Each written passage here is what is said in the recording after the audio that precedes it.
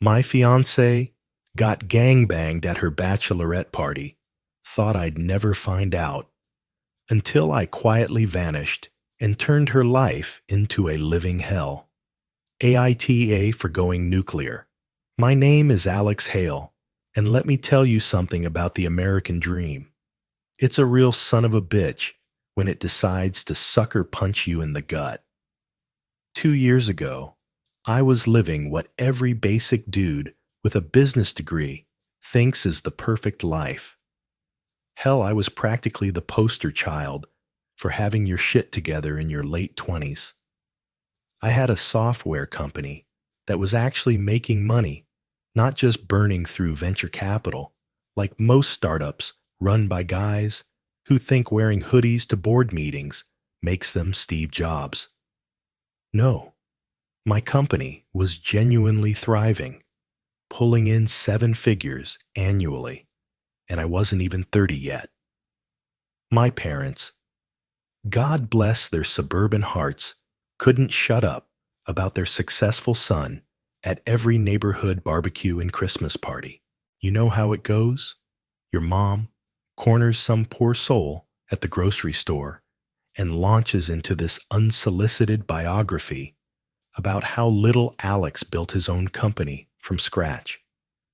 Dad would practically burst with pride whenever someone asked what I did for a living.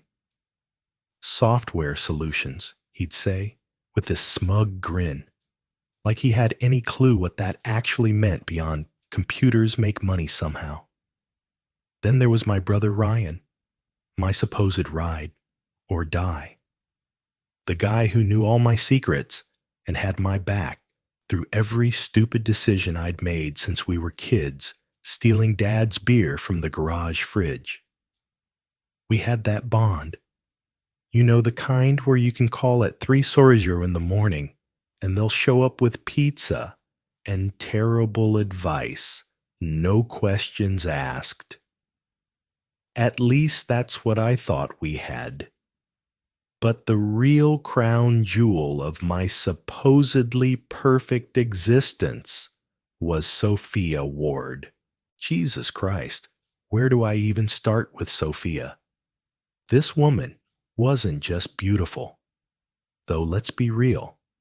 She was a certified knockout with those green eyes and this smile that could probably end wars if deployed strategically. She was the whole package, smart enough to hold her own in any conversation, ambitious enough to have her own career goals, and funny in that dry, sarcastic way that made me think we were perfectly matched intellectually. For 3 years, we built what I genuinely believed was a real partnership. Not one of those shallow relationships where you're just splitting rent and pretending to like each other's friends. No, this felt like the real deal. We bought a condo together, a nice place with granite countertops, and one of those kitchen islands that makes you feel like you're living in a home improvement commercial. We adopted this golden retriever named Charlie, who was basically our practice kid, complete with his own Instagram account, because that's apparently what responsible pet parents do now.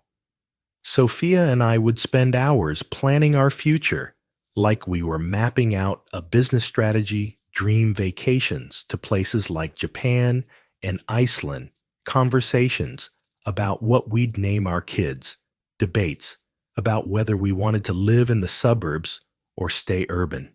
She had this way of making even the mundane stuff feel significant. Grocery shopping became this thing where we'd argue about organic versus conventional produce, and somehow she made me care about thread count when we bought sheets. What really got me was how seamlessly she fit into my world, and how naturally I slipped into hers. Her parents treated me like I was already family. Her dad, Reverend Ward, the pastor at St. Mary's Episcopal Church, would corner me during dinner parties to talk business and scripture, always emphasizing family values and marital fidelity like it was his personal sermon. Her mom would text me directly about family events, sending Bible verses every Sunday morning. Meanwhile, my own mother had basically adopted Sophia as the daughter she never had. They'd go shopping together, share recipes, and have these long phone conversations about God knows what. It was like we'd created this perfect little ecosystem where everyone loved everyone, and the future was just this bright, shiny thing waiting for us to claim it. I thought I was the luckiest bastard alive. Here I was, with a successful business, a woman who challenged me intellectually and supported me emotionally in a family situation that didn't involve therapy or restraining orders. I mean, what more could a guy ask for? We had our shit figured out, while most of our friends were still trying to decide if they wanted to be adults or keep pretending that 30 was the new 20. So naturally, when I finally worked up the courage to propose, I went all out, not because I felt pressured or because it was time, but because I genuinely couldn't imagine my life without this woman in it. I planned this elaborate sunrise hike to her favorite spot in the mountains, complete with a photographer hidden in the bushes, like some kind of romantic paparazzi. I had the ring custom designed, spent weeks agonizing over every detail, because I wanted it to be perfect for her. When I got down on one knee that morning, with the sun painting the sky, all these ridiculous shades of pink and orange, I was absolutely certain we were solid. Rock solid. The kind of solid that survives job losses and family drama and all the other garbage life throws at you. She said, "Yes, obviously," and cried those happy tears that make you feel like you're in a movie. We called our parents right there, on the mountain. Reverend Ward even prayed over the phone, blessing our union in the name of holy matrimony. And everyone was thrilled, started making plans and talking about venues. I thought I'd won the lottery. The relationship lottery that most people spend their entire lives trying to hit. I had found my person, the one who made all the cheesy romantic comedy shit actually make sense. The one who made me want to be better without making me feel like I wasn't good enough as I was. The one who laughed at my terrible jokes and called me out on my worst habits and somehow made even mundane Tuesday nights feel like something worth celebrating. But here's the thing about life. It's got this absolutely twisted sense of humor and perfect timing when it comes to destroying everything you think you understand about yourself and the people you love. Life with Sophia was like living in one of those Pinterest boards you see online. Everything curated perfect, and just waiting for someone to pin it as my relationship goals. For 3 years, we built something I thought was unbreakable. Grocery shopping turned into these ridiculous debates over whether organic kale was worth the extra bucks. She'd roll those green eyes and say, "Alex, it's just lettuce," but then sneak it into the cart anyway. We'd spend Sunday mornings walking Charlie, our golden retriever, arguing over whether our future kids would go to private school or public, like we were already mapping out their college applications. It was the kind of domestic bullshit that makes you feel like you're winning at life. Sophia fit into my world like she was designed for it. My parents worshipped her.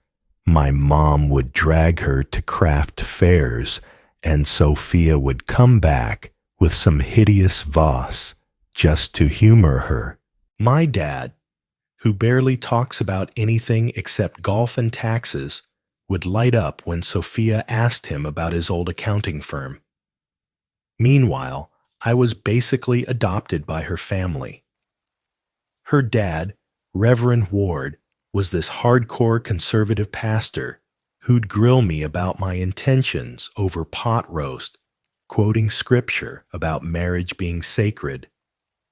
Her mom would send me homemade cookies with little notes about how I was already a son. They'd invite me to church events, and I'd sit through sermons about fidelity and family values, nodding like I was auditioning for sainthood. It was all so wholesome it could have been a Hallmark movie. But the real glue was how we worked as a team. We'd stay up late sipping cheap wine at our kitchen island planning dream trips to Kyoto or Reykjavik. She'd tease me about my terrible taste in furniture, and I'd fire back about her obsession with overpriced candles. It felt real, like we were building something that could last forever. Sophia wasn't just my fiancée. She was my partner, my co-founder in this startup called Our Future. I thought we were bulletproof. Enter Rachel Lewis, Sophia's maid of honor and the human equivalent of a snake in a size 2 dress. Rachel had been Sophia's best friend since college, one of those ride or die friendships I respected, even though she gave me the creeps. Here's the kicker Rachel used to date my old college buddy Jake, back when we were all chugging beers and pretending we'd never grow up. Jake and I were tight until Rachel dumped him for some finance bro, and then started throwing shade at me whenever Sophia wasn't around. I always got the vibe she was jealous of our happiness, like she couldn't stand seeing Sophia have it all, while she was stuck posting inspirational quotes on Instagram to cover up her own shitty life. But Sophia loved her, so I played nice, ignoring the passive-aggressive jabs about how men are so predictable. When it came time to plan Sophia's bachelorette party, Rachel took charge like she was orchestrating a goddamn military invasion. And honestly, I was relieved planning parties isn't my thing. I'm more of an order pizza and call it a night kind of guy. So when Rachel announced she was taking the girls to Miami for a long weekend, I thought it sounded perfect. Sun drinks, dancing, the whole stereotypical bachelorette experience that would give Sophia stories to tell our future kids. She deserved to let loose. Right, after all, she was the one who'd lecture me about waiting until marriage for the kinky stuff, always playing the good Christian girl who'd blush at anything spicier than missionary. The guest list was what you'd expect. Sophia's younger sister Lily, 23, and still in that phase where she thought being young made her the Oracle of Delphi. Then there were about 10 other friends from college and work-decent people, or so I thought. You had Sarah, a mom of 2, and a Sunday school teacher who'd quote Bible verses on her Facebook page like it was her job. Jennifer, married to a youth pastor, always clutching her cross necklace like it was a lifeline. And a couple of others still stuck in their post-college party phase, the kind who think every weekend's an excuse to blackout drink and make questionable choices. Nothing too crazy, I figured. Just a bunch of girls having fun. Here's where it gets fucked up. Sophia didn't just want a fun weekend, she wanted a blowout, and she funded it with our joint savings account. The one I'd been pouring my sweat and blood into building our future, paying for that condo, that custom ring, those dream vacations we'd planned.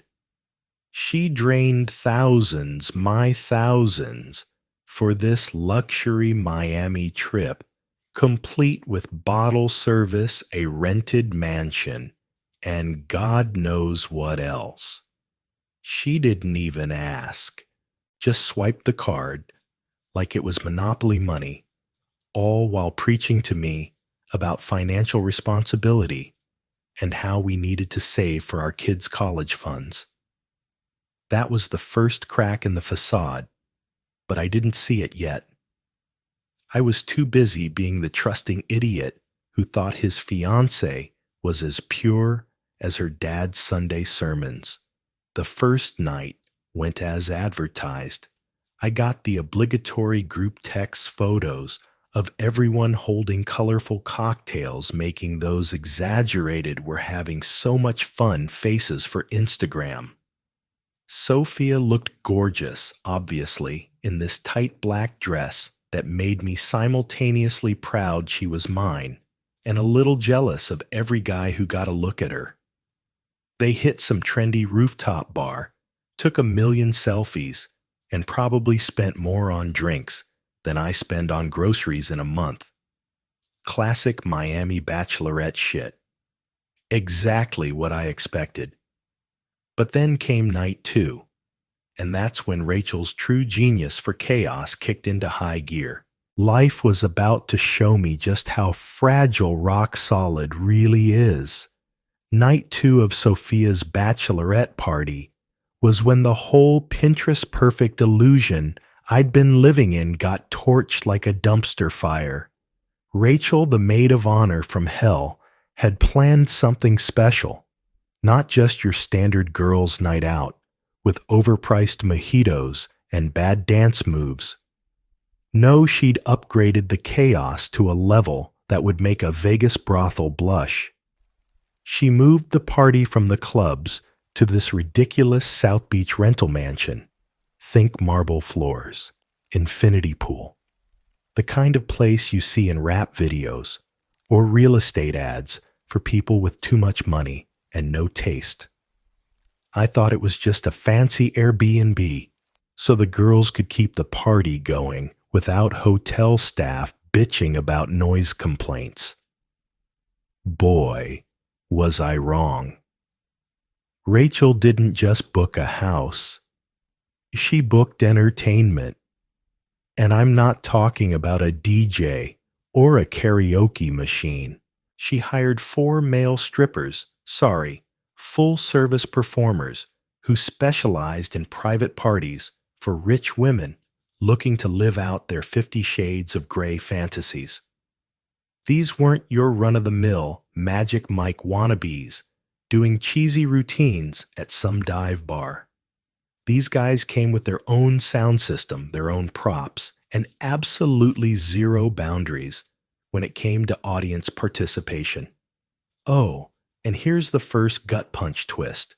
One of these guys, going by the stage name Viper, was Sophia's distant cousin, a guy who grew up knowing her family's hardcore Christian values, who'd been to their church picnics, who knew her dad was a pastor preaching about purity. And he still showed up to this shit show dollar signs in his eyes. The night started innocently enough, or at least as innocent as a bachelorette party in Miami can get. Top shelf liquor was flowing courtesy of our joint savings account that Sophia had raided without a word to me. Apparently, mimosas and champagne weren't enough to loosen everyone up, because someone, probably Rachel, brought in party favors of the pharmaceutical variety. Yeah, drugs. Paid for, with my money swiped through our shared credit card like it was nothing. That alone was a betrayal, a middle finger to everything we'd built together. But it gets so much worse. The cheering started light, some whooping and hollering as the guys did their choreographed routines, the kind of noise you'd expect from a bunch of drunk women watching shirtless dudes flex. But as the booze and whatever else they were snorting kicked in, things escalated faster than a reality show fight. The dancing turned to touching. The touching turned to participating. And my sweet, let's wait until marriage for the kinky stuff fiancé. She didn't just join in. She became the fucking star of the show. Sophia, the woman who'd blush when I suggested spicing things up in the bedroom, was now front and center in a group activity that would make a porn director rethink his career choices. Her friends, Lily, Sarah, Jennifer, the whole damn crew, cheered her on like she was going for Olympic gold in infidelity. Here's where it gets truly vile, the kind of shit that makes you want to burn the world down. Sophia wasn't just living out some wild fantasy, she was mocking me. On one of the videos, I later heard her laugh and say Alex is too vanilla for this shit, while Rachel egged her on filming every second like she was directing a documentary for Satan's personal Netflix. Lily, her innocent little sister, wasn't just a bystander either. She jumped in giggling. Finally, Sis shares the spotlight. Turns out, Lily had been jealous of Sophia's perfect life, her engagement, her condo, her Instagram-famous dog, and saw this as her chance to one-up her big sister. That's right. Sibling rivalry turned into a twisted bonding experience over a gangbang. But Rachel, oh Rachel, was the conductor of this symphony of betrayal. She wasn't just filming for posterity, she was filming for leverage. I later found out she sent snippets of the videos to my old buddy Jake, her ex, my former friend, to make him jealous, to rub it in his face that Sophia was living her best life while I was back home, clueless watching Die Hard reruns. And the cherry on this shit Sunday.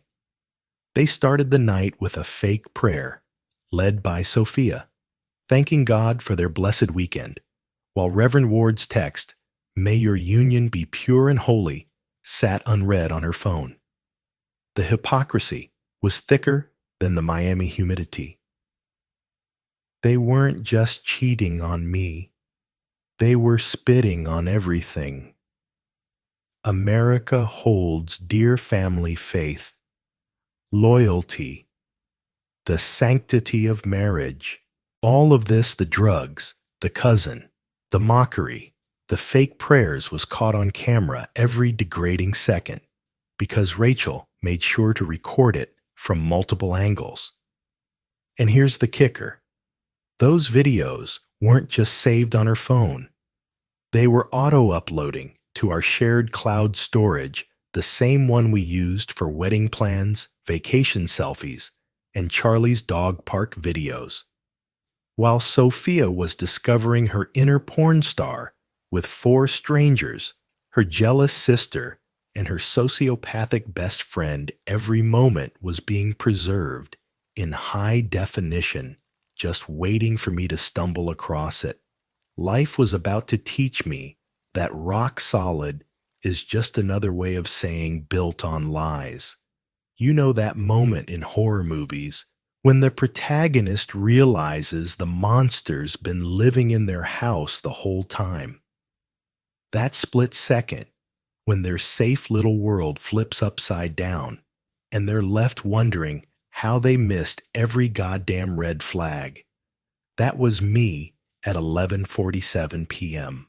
on a Tuesday night, sitting in my home office, in my boxers, staring at my laptop screen, like it had just sprouted horns and started chanting in tongues.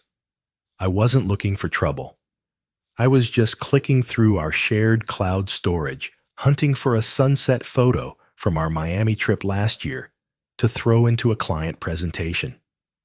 Instead, I found a thumbnail that sure as hell wasn't from our romantic getaway. It was Sophia my "Let's keep it holy" fiancé in a scene that made my stomach lurch. At first, I thought it was a glitch somebody else's filth accidentally uploaded to our account. But then I saw the timestamp, last weekend, Miami. And there was Rachel in the background, holding up her phone, like she was filming a goddamn expose on the destruction of my soul. I sat there frozen for probably 10 minutes, my brain refusing to process what my eyes were screaming at me. It's funny how your mind tries to shield you from the worst kind of pain by just denying it. Maybe if I didn't click that video, it wouldn't be real. Maybe I could go back to believing Sophia was the sweet church-going girl who'd lecture me about thread counts and organic kale.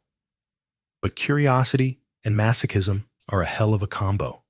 So I clicked. And then I clicked again. And again.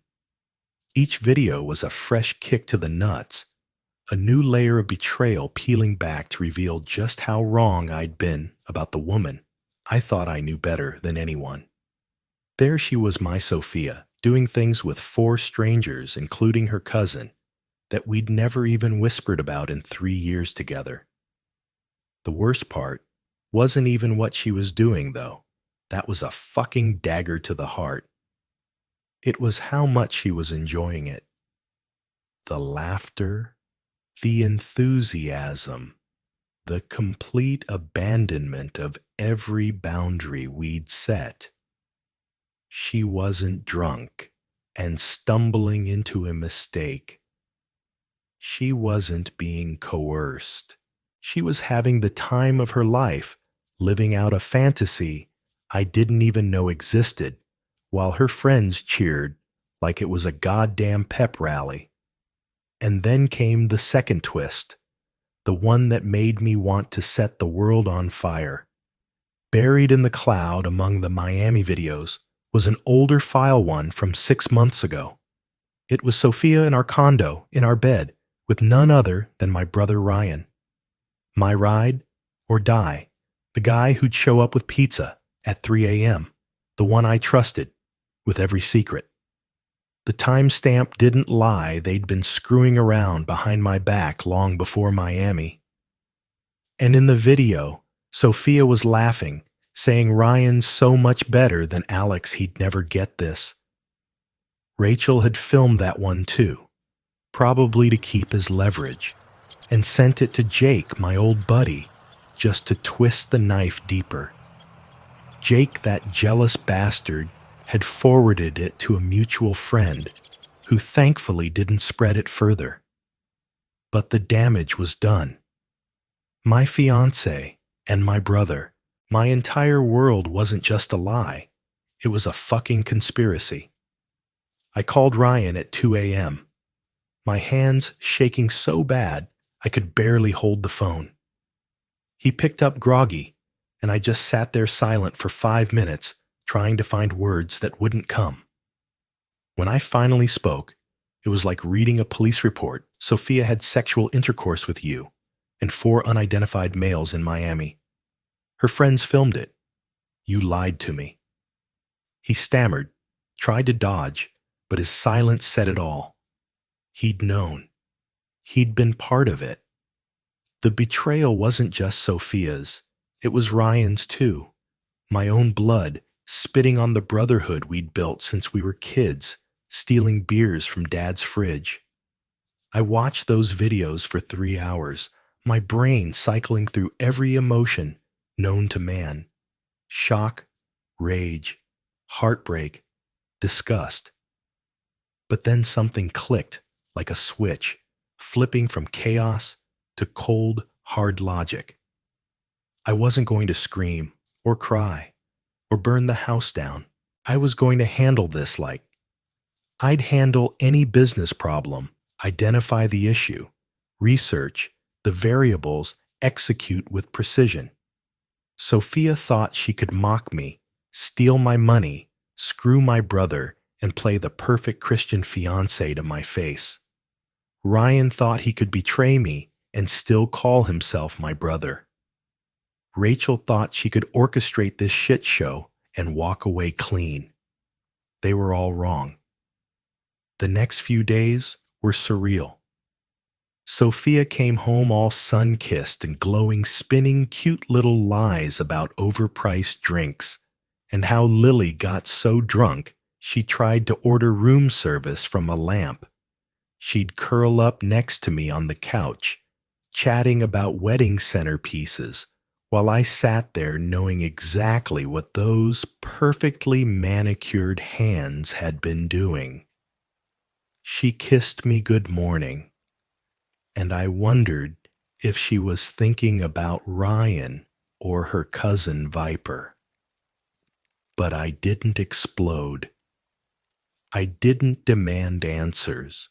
Instead, I played the devoted fiancée, smiling through dinners with her parents, Reverend Ward, droning on about the sanctity of marriage while my brain was already building the perfect exit strategy. One night, over Thai food and wine at our kitchen island, I decided to have a little fun.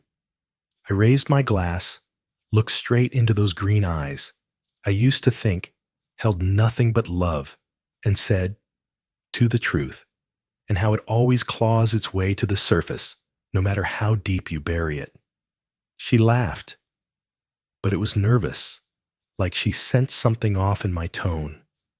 For a split second, I saw fear flicker across her face, like she was wondering if I knew something I wasn't supposed to.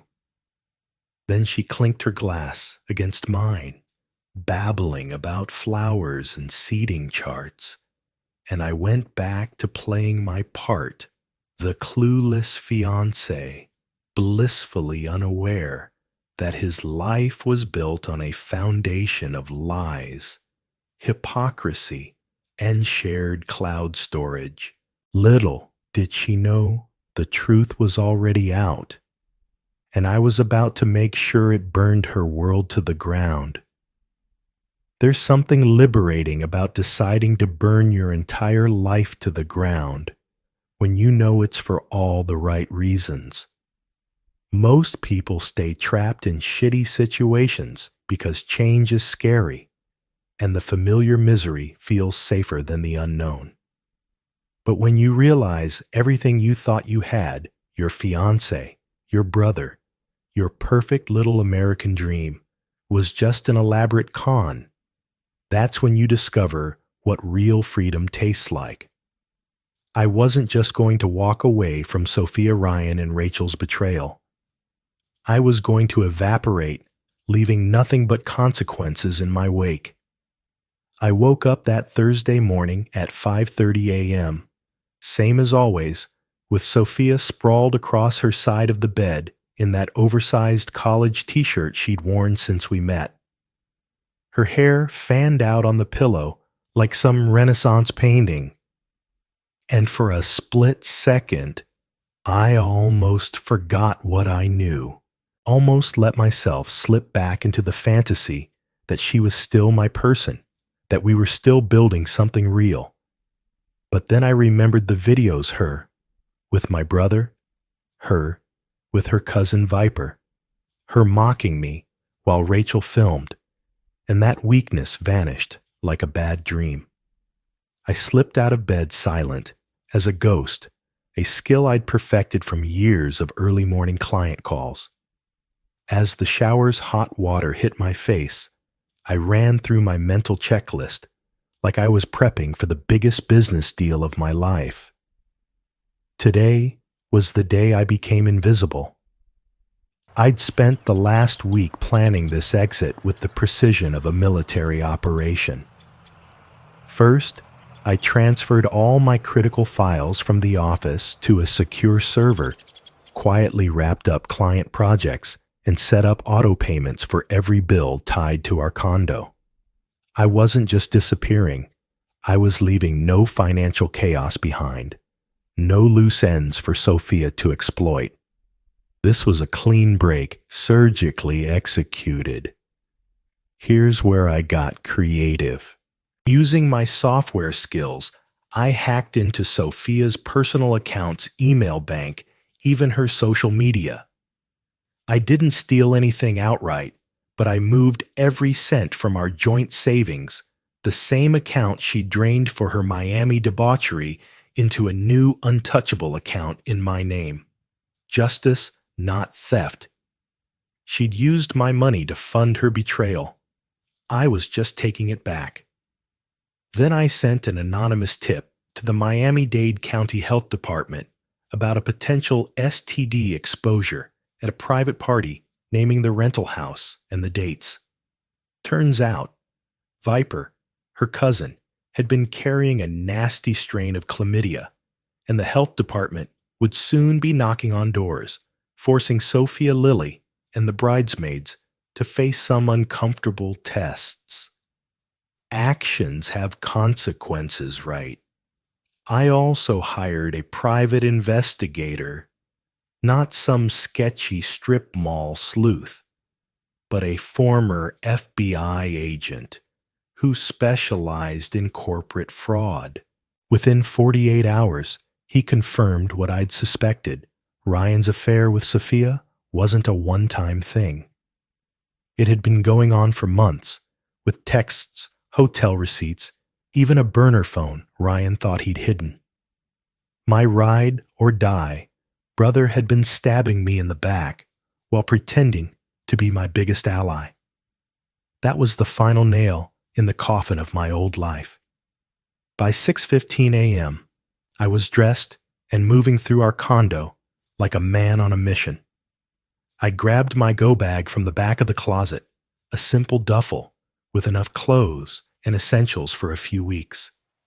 Everything else, the furniture, the photos, the decorative crap we'd picked out together, it was all tainted, now worthless. I didn't want a single reminder of Sophia's lies. I wrote checks to every wedding vendor, florist, caterer, band photographer, paying them in full with notes explaining the wedding was off and they should keep the deposits. I wasn't going to let small business owners suffer because my fiancée turned out to be a fraud. On the kitchen counter, I left a note, a masterpiece of brevity. The wedding is off. You know why. Take care. A. 22 words to end a 3-year relationship and a lifetime of shared plans. I locked the door at 7:45 a.m., dropped my keys in the mailbox, and walked away from the life I'd built. By 8:30, I was at my office boxing up personal items while my assistant Emily watched with growing concern. "Everything okay, Alex?" she asked, probably thinking I was having a midlife crisis at 29. Taking an extended break, I said, which was true, an extended break from trusting people, from believing in fairy tale love, from being the naive idiot who thought shared cloud storage was just for dog pics.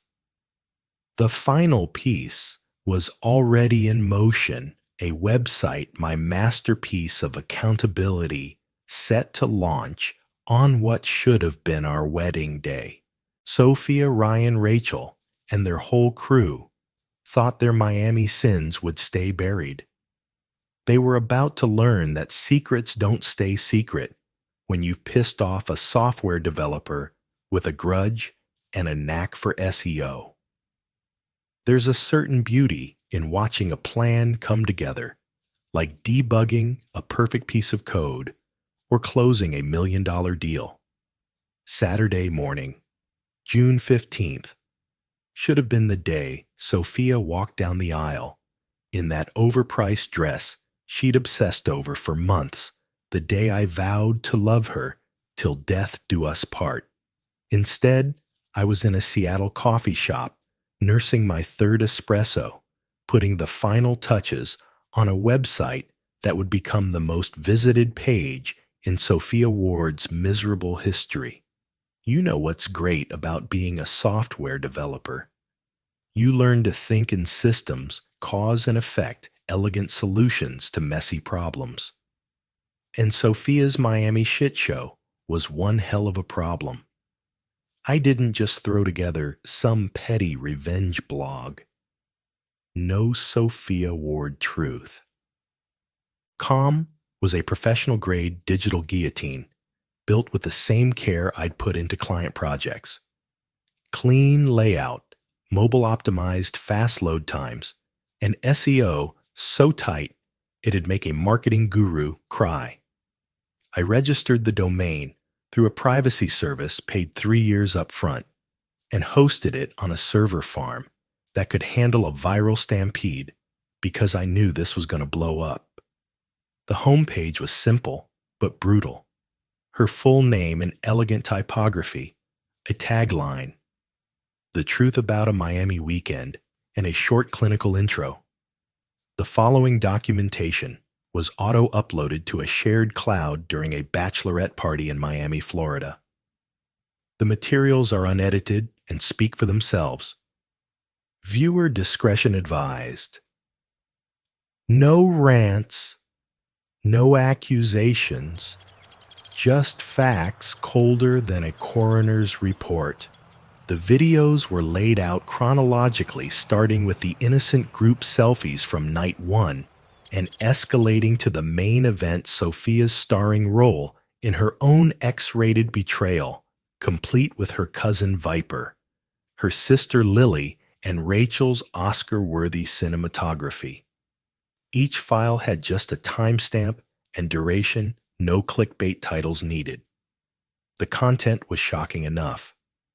I optimized everything, compressed files for streaming, multiple resolutions for shitty connections, even closed captions for accessibility. If you're going to air someone's dirty laundry to the world, you might as well do it with production values. SSL encryption, CDN distribution, analytics tracking, I could watch in real time as Sophia's sins went global. And yeah, I added social media share buttons. Why do all the work when her friends and family could spread the gospel for me?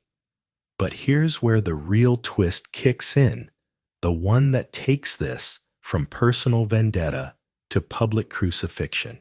I didn't just launch the site to our wedding guests. I emailed a link to Reverend Ward, Sophia's pastor dad, with a single line: "Your daughter's true colors blessed by your prayers." Picture this, a conservative preacher pillar of St. Mary's Episcopal Church opening a video of his daughter mocking her fiancé, screwing her cousin, and faking prayers before a drug-fueled gangbang. He didn't just disown her. He preached a sermon the next Sunday, calling her a common whore who defiled the sanctity of marriage right from the pulpit where he'd blessed our engagement. The congregation gasped. Some walked out. Others shared the link. The fallout was instant. I sent a text to our 200 wedding guests at 10:00 a.m., right when they'd be arriving at the venue, expecting a fairy tale ceremony, no wedding today. CY Sophia Ward, truth.com. By 10:47, the analytics dashboard lit up. First hit was probably Sophia frantically Googling her own name after someone forwarded the link. Then 10 visitors, 50, hundreds. Seattle, Miami, Los Angeles, where her parents' retired college towns where her sorority sisters lived, it spread like a digital wildfire.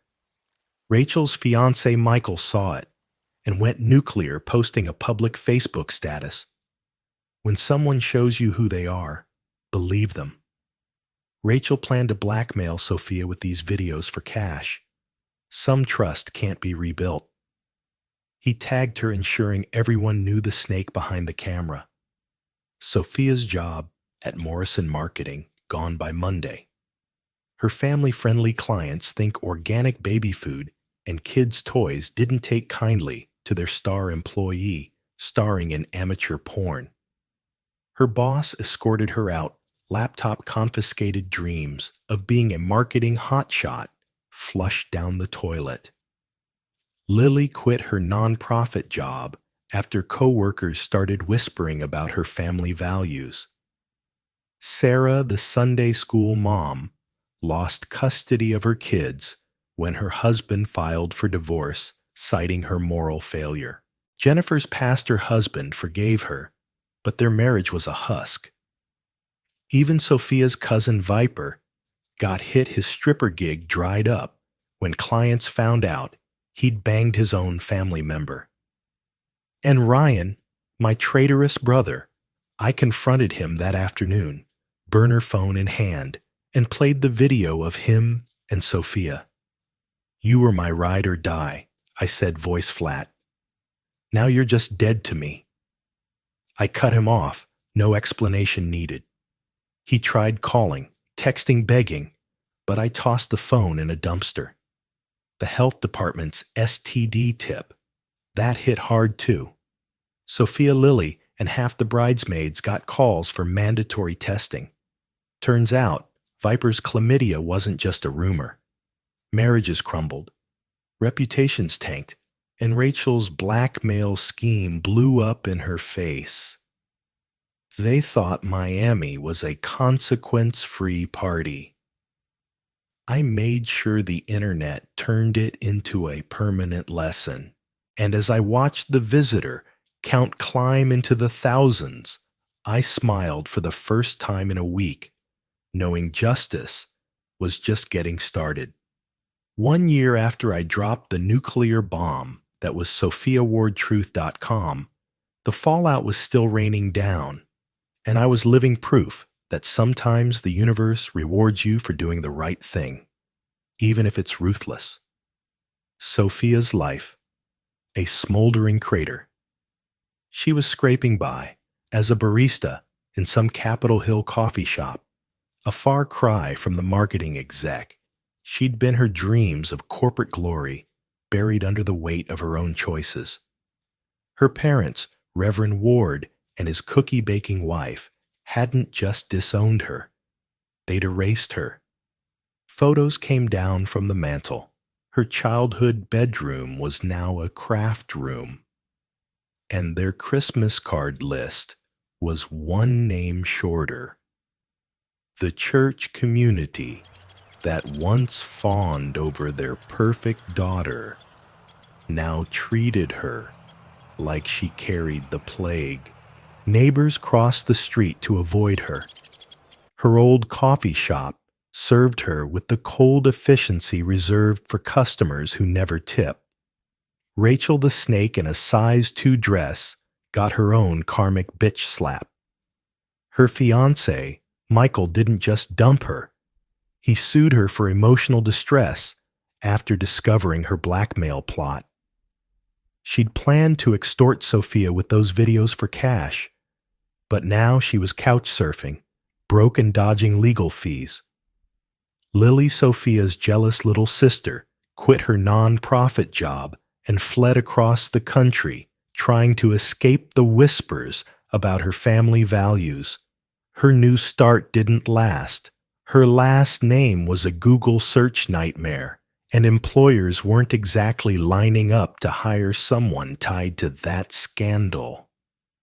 Sarah, the Sunday school mom, lost her kids in a brutal custody battle.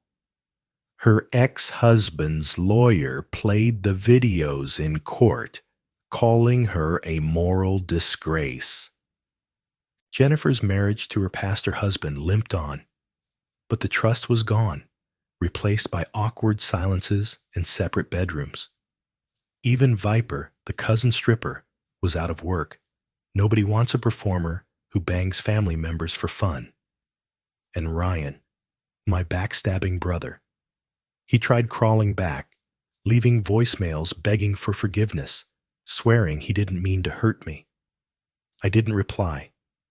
He'd fucked my fiancée, lied to my face, and thought he could still call himself my brother. I cut him out like a virus, no second chances. Last I heard, he was drowning in guilt, drinking himself stupid at dive bars, wondering where his ride or die went. Good.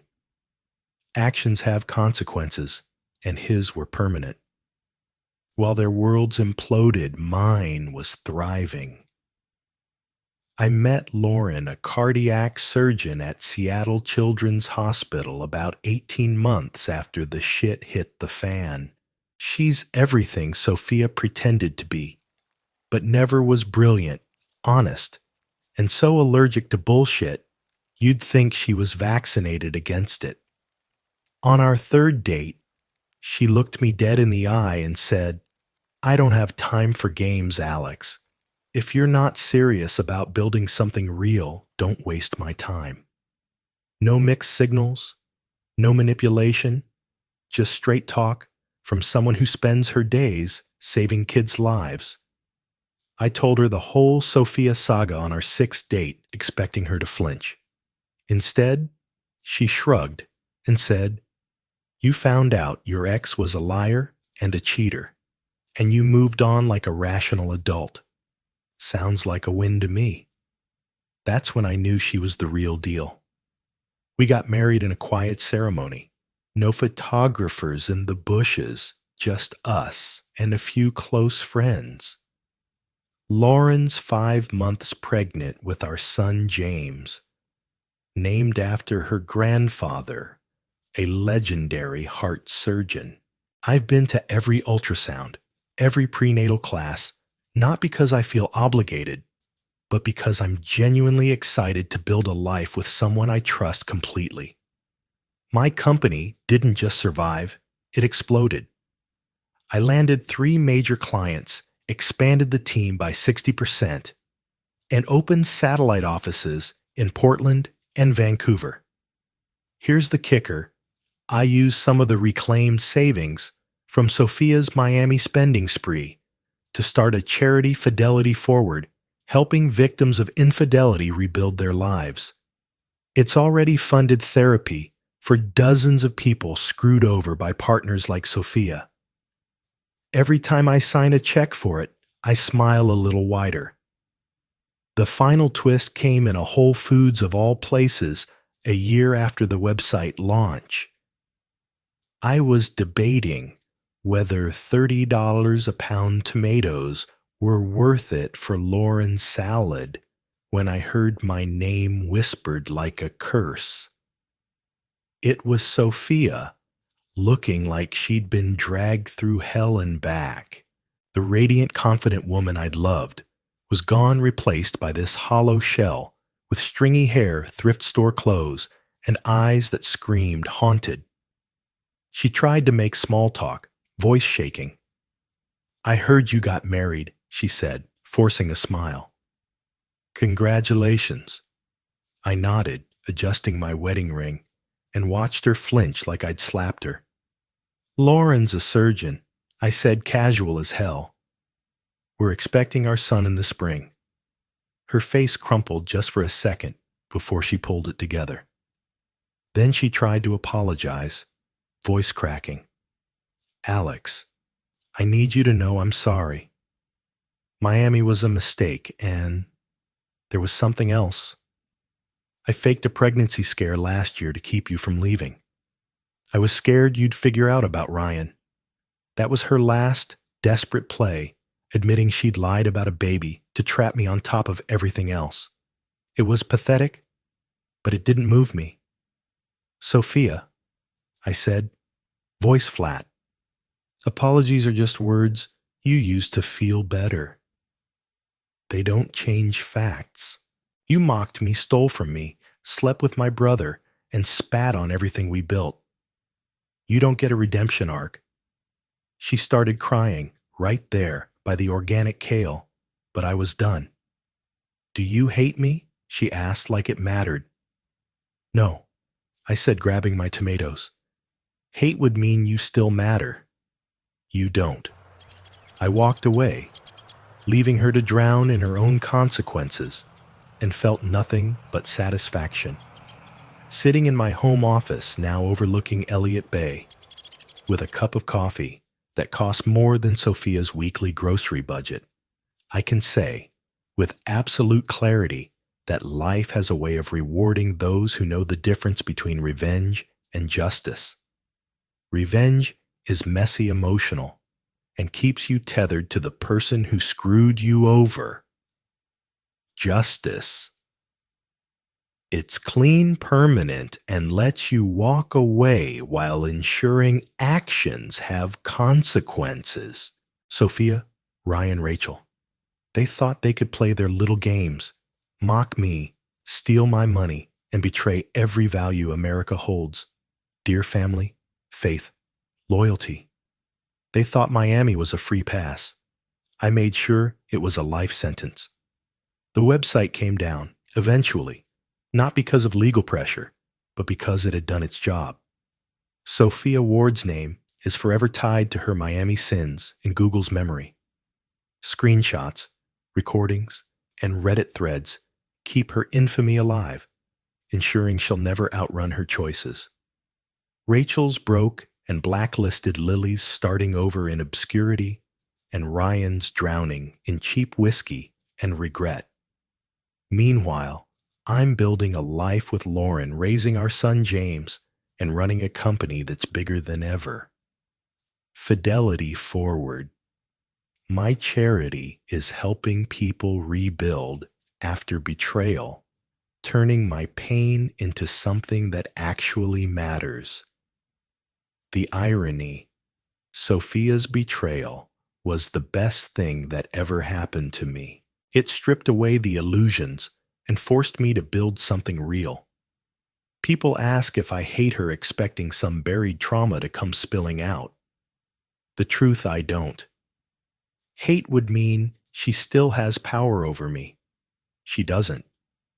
She's just a cautionary tale now, a reminder to vet the people you let into your life. Lauren knows the whole story, and her response was perfect. You saw through a liar and built something better. That's just good decision making. Some might call what I did cruel. I call it educational. Sophia learned actions have consequences. Her friends learned enabling betrayal makes you complicit. And anyone who Googles her name will know exactly who she is before they make the mistake of trusting her. So Reddit, what would you have done? Was I the asshole for going nuclear? Or did Sophia, Ryan, and Rachel get exactly what they deserved? Drop your thoughts below. Share your own stories of justice served, and upvote if you hate hypocrites who think they can lie, cheat, and steal without paying the price. TLDR. My fiancée betrayed me with my brother and a gangbang at her bachelorette party, funded by our savings. I vanished, exposed her on a viral website, and now I'm thriving with a new family and a charity while she's a barista with a ruined life. A beita.